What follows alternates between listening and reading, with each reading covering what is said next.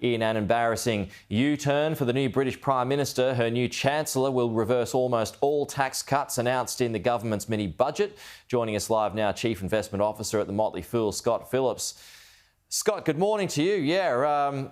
It's fair to say at Liz Truss on borrowed time, this sort of stuff doesn't help. Rishi Sunak waiting in the wings, no doubt. But what's been rolled back here?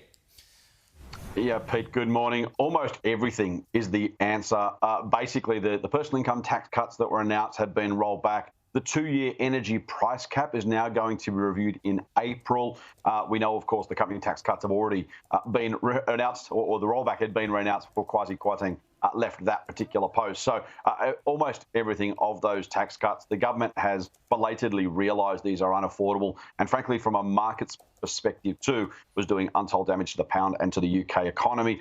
Ideologically, it's an open question.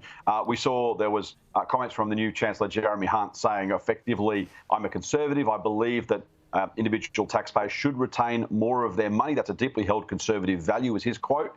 He's saying, but he doesn't believe it's sustainable to borrow to fund those cuts. And I think that is the tone of the markets. It probably is, frankly, reasonable economics too. He's also flagging spending cuts.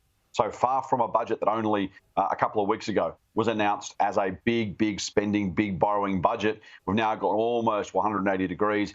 Almost all of those cuts have been cancelled. The the energy cap has been effectively rescinded from April. It'll be reviewed in April, so it may be continued, but politics aside, probably won't be. And there's spending cuts rather than more spending to come. So a dramatically different budget. I guess that's the question of policy and politics. I think they've got it roughly right, given the economic circumstances. Ideology and politics aside, economically it simply wasn't affordable. They've belatedly realised that. As you say, Liz Truss probably on borrowed time. Yeah, it's a backflip with a triple twist and a half a pump or whatever you call them. Anyway, yeah, it's a gigantic one.